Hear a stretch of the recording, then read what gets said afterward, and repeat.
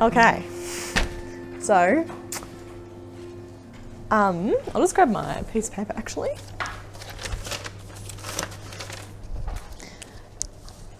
I just wanted to run through with you guys. I'm going to be doing the bread and also a gluten-free bread as well.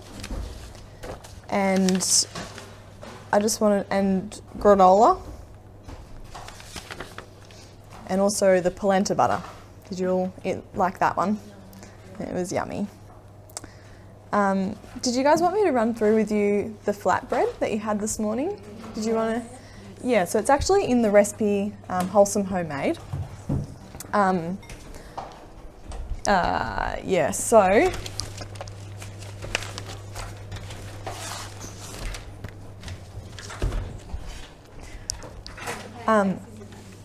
yeah, so pretty much it.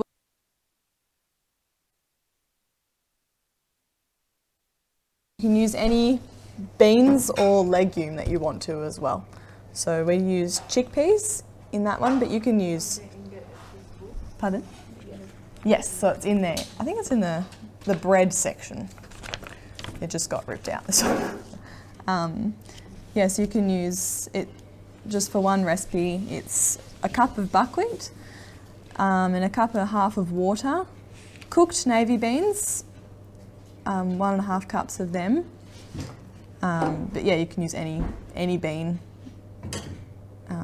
or anything, yeah, anything you want to. 1/2 cup of soy milk, 1/2 cup of coconut cream, salt, and psyllium husk. Psyllium husk is what made it, I don't know how it works, but it just made it really pliable and bendy. Yeah, it just worked really well. And then, yeah, it goes really thick, like almost solid. We used a sandwich press, and you got 2 hot sides to it. So yeah, you just put a big dollop on the pan, and just with a tea towel, you just rub the top of the sandwich press once it's all closed, just so you get a nice even circle.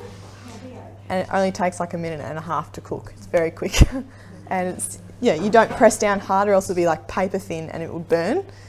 So you just do it very lightly, and then just leave it, and it'll be, yeah. So they worked really well. Do you guys have any questions about those ones? Yeah, it was 1/2 cup of milk, 1/2 cup of coconut cream, and water as well.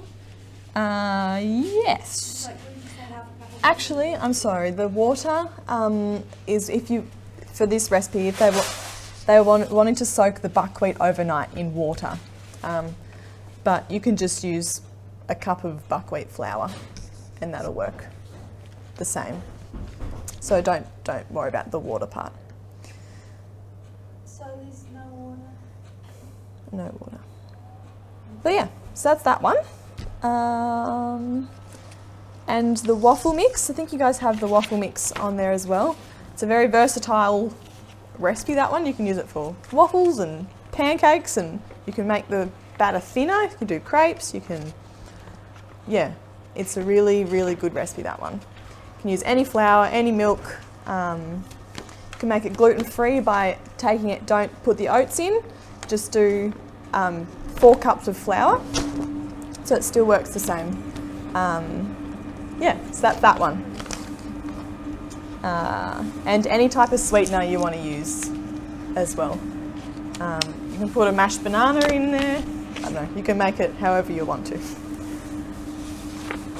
Okay, so we'll start with the bread. How many of you have mastered bread making or enjoy bread making or have a really good bread recipe? Yeah, they're actually really hard to find. A good bread recipe that works every time. But this one here that we've got, I found that it works every time, and yeah, it's just a really, really great recipe. So it's a bit of a process, but it's not too tricky.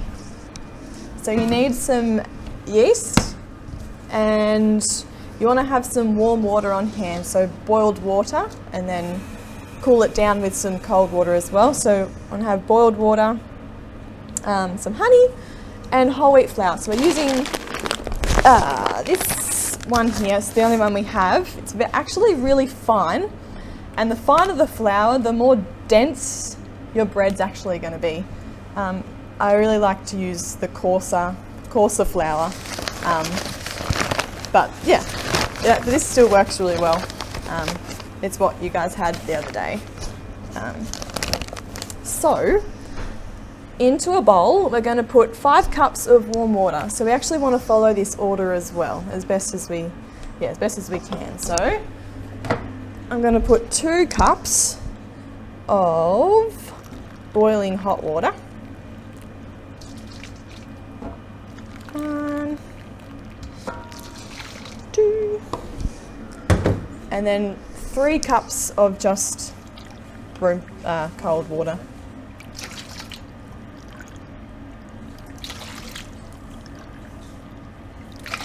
3. So you're just wanting to make your yeasty mixture first, and you're wanting to let this prove. And then we're going to do, sorry, we need some tablespoons. Can you find me a tablespoon? Yeah.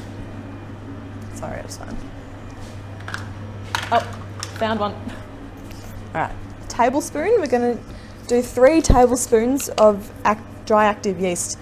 This recipe makes 3 good sized loaves.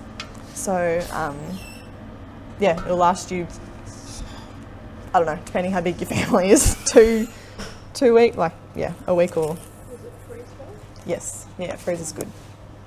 Freeze is good, you can use it as, yeah, breadcrumbs and, yeah, really good. So you just want to like swish it around so it's not clumpy, like that. Then you want to put 1 tablespoon of honey. So just sort of guessing like so.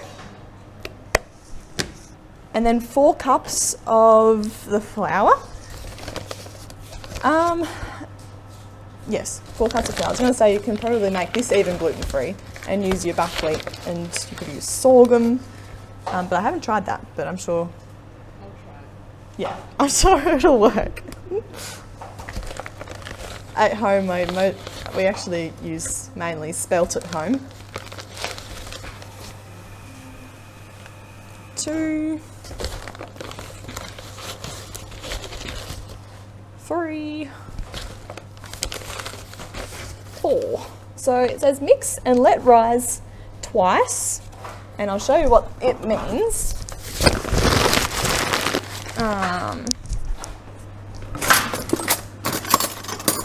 Actually going to mix it with a fork because you want to sort of break up the clumps as well. And then it says, so let rise twice, and then you want to stir down the sponge so it rises, and then you actually want to pat it down and then let it rise again 1 more time, and then it's ready to use. Doesn't actually take very long, especially if it's a warm day or you've put it in front of your fire or something. Yeah. Oops. This can be quite, yeah, I'm wearing sleeves. This is making bread you need to wear. Yeah, it can be quite messy.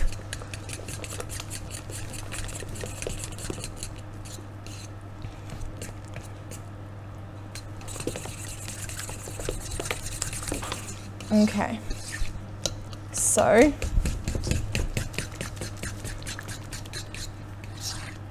I'll let that sit for a little while. You can let it sit with like a tea towel over it or something, but it should be fine like that. I'll show you, I'll get you to have a look once it has all done its rising. It's pretty, yeah, pretty cool. So while that's doing its thing, the gluten-free bread that you had the other day, yeah, would you like me to demonstrate the gluten-free bread, or do you think it won't take too long, but I can do it quickly. So same sort of thing, we want to do the yeast activation process. So we want to use 1/4 cup of boiling water. So I can actually just use, this one. So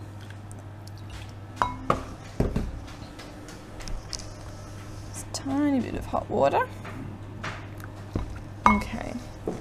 And the thing that binds this recipe is psyllium husk and flax seeds, ground flax seeds. You know how chia seeds form that gel sac? Same thing with flax seeds. They also form a gel sac and go really gluggy quickly. So it's asking for 1 yeast packet, so I'm just going to do 1 tablespoon. So this one doesn't make as much bread as this recipe. Yeah. And then it's also asking for maple syrup, but I'm just going to use honey. So you can change it up. Like, yeah. I just realised that a lot of these recipes, yeah, if you put too much of something in, you can always like balance it out and fix it up, and yeah, it's not strict, which is wonderful. And then just give it a bit of a mix.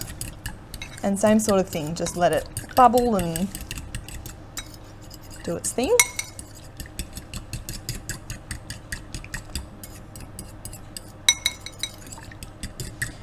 And then in a separate bowl, you want to put your wet ingredients. That's a huge bowl. I think I need a, that's okay. You want to put your wet ingredients in here. So you want to put 1.5 cups or and 1/4 of warm water.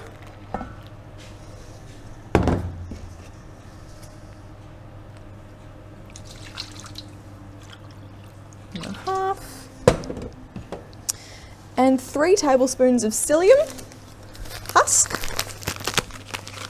This is going to gel up really quickly. But, so 3, 1, 2, 3. And then 3 tablespoons of your flaxseed as well.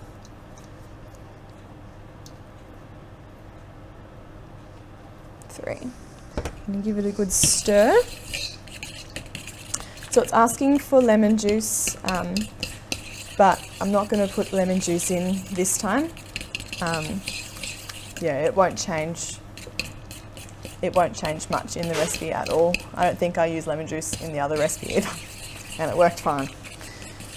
In the original recipe, it wants you to use egg, but I think if you have, it worked well with just, I mean, we don't use egg, but it works well using your flaxseed egg, like it's really thick. And then it also asks for a tablespoon of honey, so we'll do that again.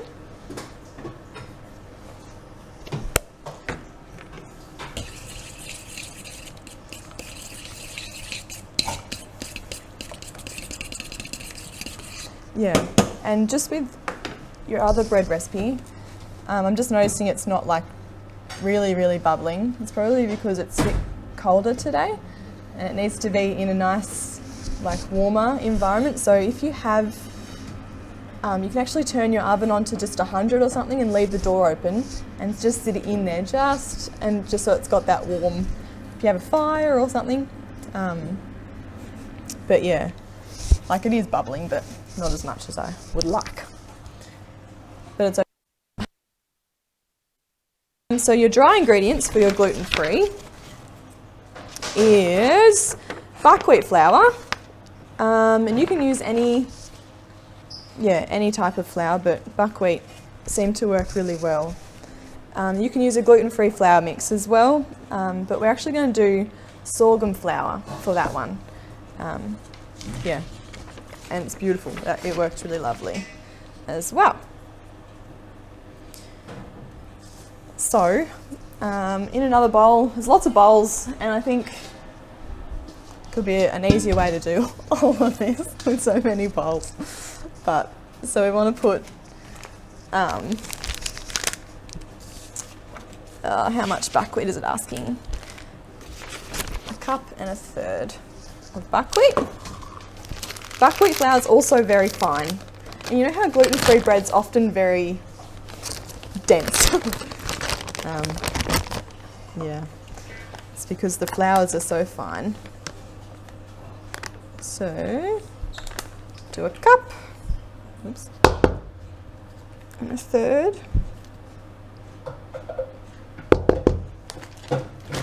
And use sorghum. Sorghum flour has like a pinky, yeah, it looks a bit different, but it's good though. Have any of you used sorghum flour much? I know you have. Yeah.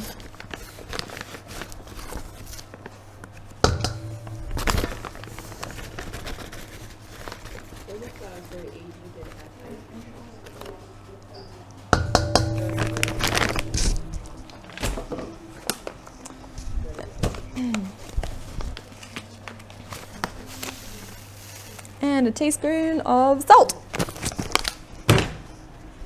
And just mix that one together. You can have a look actually at this little one, little demonstration one. It's gone like a little pillow, like a, yeah, it's rose really nicely. And then you just add your wet mixture, or you can actually, yeah, you can do it any way you want actually, but you add your, pardon? Yeah, so we're going to add our yeast to our wet. So just tipping it in like so, and just lightly mixing it in.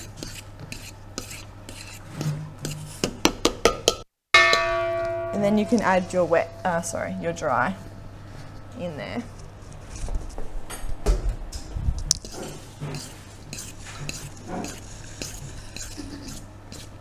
Yeah.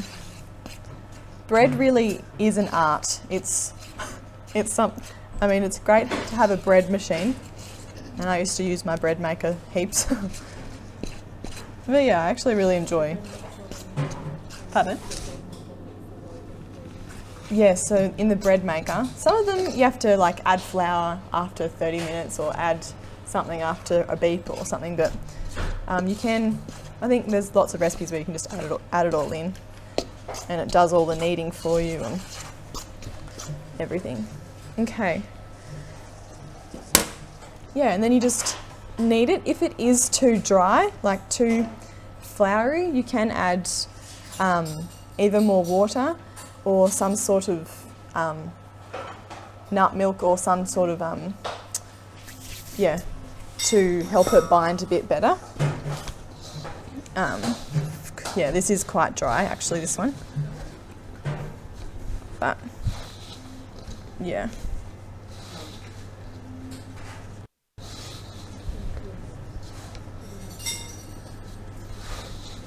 Actually, no, it's looking good.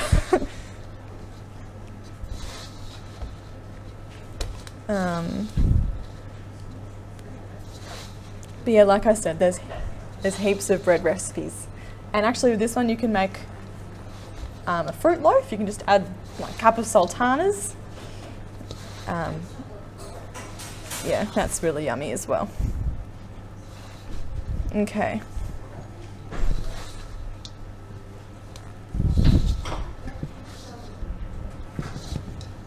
So, again, you just want to just have a look and gauge the cost. I mean, you probably could a bit more liquid because each flour is different. So what were you going to say? Because I work with those flours all the time, I found depending on the weather, whether it needs more liquid or Yes. Yeah, it's interesting. on a really warm day, it will do. Yeah. Yeah, so you'll learn as well what flours absorb water quicker, and so yeah, it's a lot of looking at it and saying, does this look right? And yeah. So for me, I would add more liquid or something to help it to form better and not be so, not have cracks in it and stuff, because when it starts rising it wouldn't go so well. But yeah, that's the gluten-free bread. So will you add a bit more into that? Yeah, I will. I just don't have any with me. Actually, I'll just use a bit of this.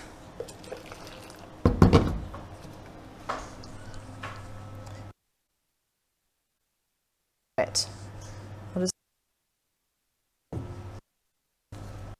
Okay.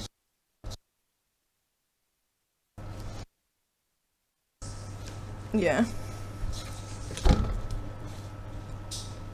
Yeah, do you guys have any questions about, and again, there's lots of gluten-free. Yeah, if you want to try that one gluten-free, that would be, yeah, I reckon it would work really well. Yeah, yeah, any liquid to help it bind a bit better. Yeah.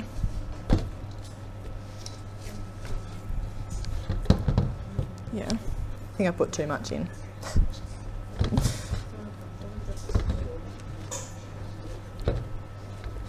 Yeah, you just work it into a ball, and then you want to just stretch it just slightly to help it have a nice, when it rises, to help it have a nice curve on the top, and yeah, it'll help it not to split when it cooks. But you can shape it into the shape that you want to, and you can put it in a bread tin, or you can just let it self-rise, which would be pretty cool. But yeah, so that's pretty much your gluten-free bread. So the other is when you pound down, you said you pat it down or something, but Yes. the gluten-free one, you just let it sit for a while or something before you put it in the oven. No, so the whole pounding down is different with this one. Yeah, with this one you can actually leave it out in a warm place again until it rises a little bit. You don't want to let it sink back down, because then it will struggle to rise again, and it actually might just end up turning flat. You can put this one straight in the oven, or you can let it rise a little bit, which it depends how warm the environment is. You don't want to cook it. You just want it to be a warm environment so it has an opportunity to be able to rise a little bit. Most people say until double in size, but you're looking for a change in height. Pretty much, yeah. Okay, I'm going to wash my hands and we'll go on to this one just quickly.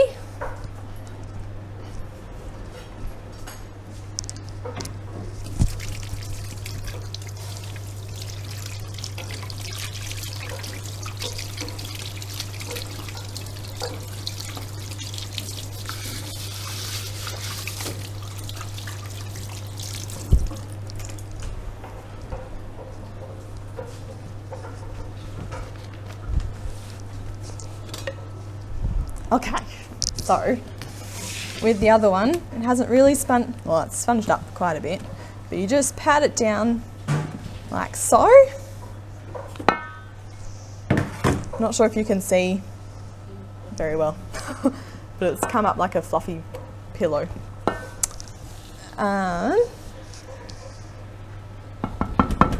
So then you want to add to this mix, you want to add 3 cups again of your flour. So you would let it rise twice? Yes, yep, I'll let it rise twice. And actually when you stir it down the first time, it just rises really quickly after that. I don't know how that works. It must, yeah, so it's really bubbling now. You can have a look if you want to. It's,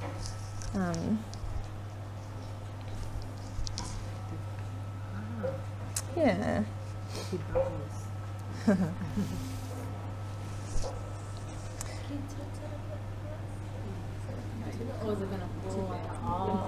So it's still very liquidy. It is, yeah, it's still very liquidy.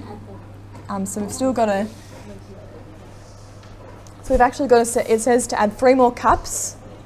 It says to add 3 more cups of whole wheat flour, a tablespoon of sea salt, and 4 tablespoons of honey. You don't have to do that much sweetener. You can do 2 tablespoons. It's really up to you. You can use maple syrup, but in this one we're going to use some honey. So I'm happy with how that looks.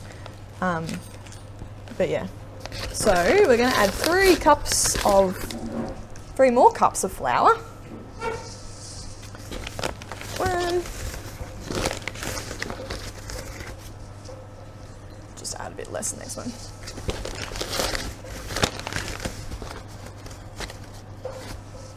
3, a tablespoon of sea salt.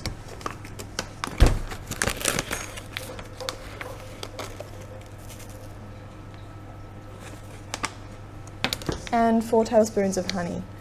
Now I'm just doing this by guess, but you can really measure it out if you want to.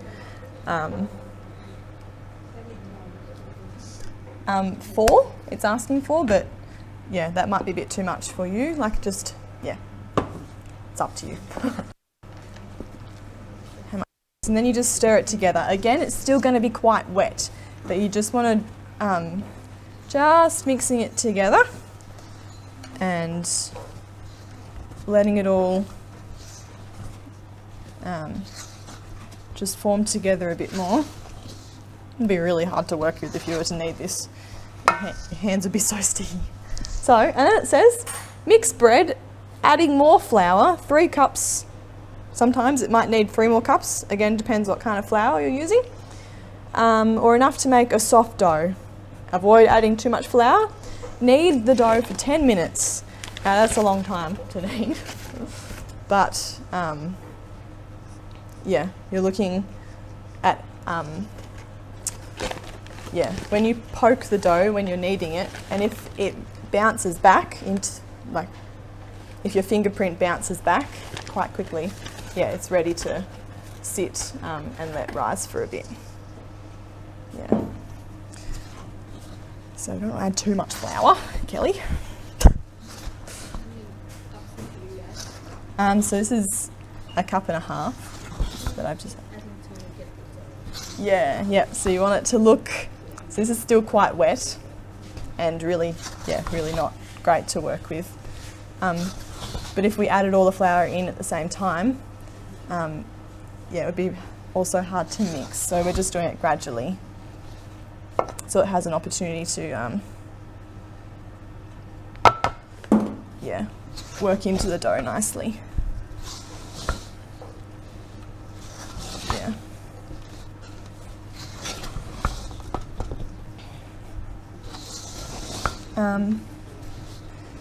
But yeah, do anyone have any questions so far? So, yeah. I'm just going to add 1 more cup of flour. Just seeing.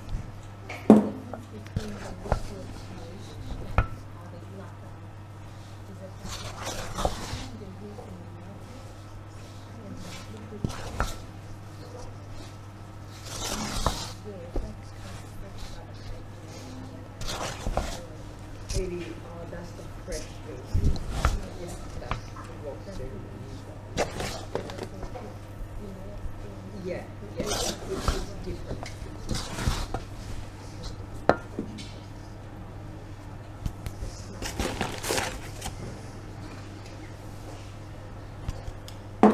Okay, and there does come a stage where you want to ditch your spoon and use your hands.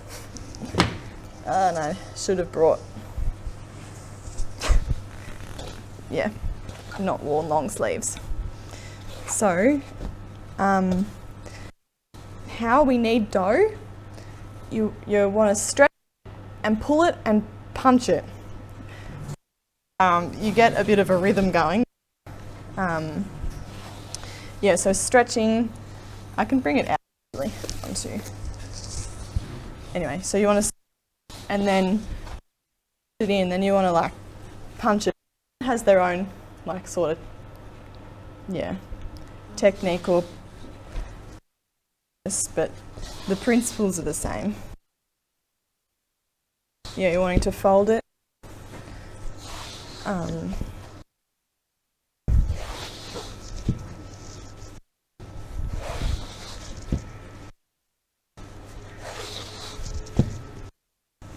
Yeah, so minutes. You don't actually have to do it for 10 minutes, but it's best to, like, if you want it, yeah, but yeah, you just want it to be a nice looking form. Yeah.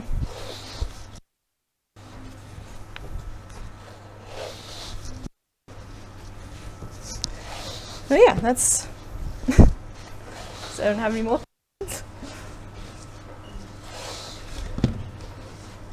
So you want to bake it at 100. 45 to 50 minutes.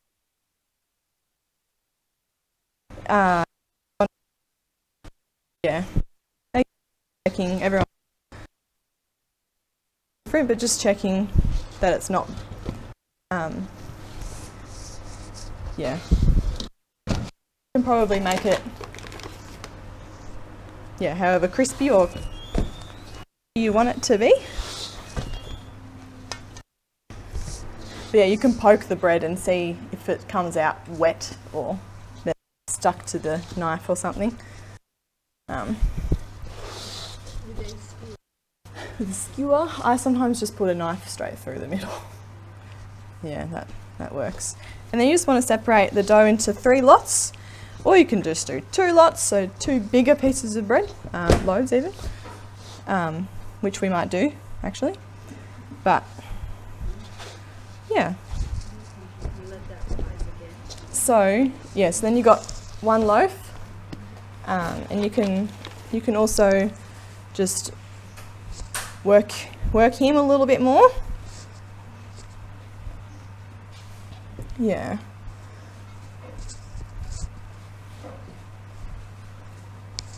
Yeah, so it can be quite sticky, but you can use your flour to help with that. Yeah, so you can make him into a nice little loaf. And again, just stretching the top just slightly. And yeah, you can bake him freestanding or in a bread tin, so he has a shape.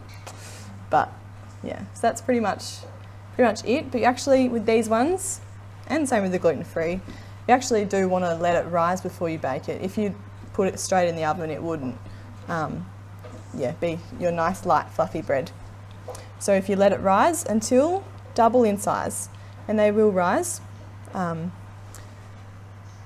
then once you see that, then just put them straight in the oven. And that's that. Yeah, I can't leave these out for too long. Like, we have to get them going. But yeah, that's pretty much it. Now, yeah, there'll be for you guys to take home tomorrow.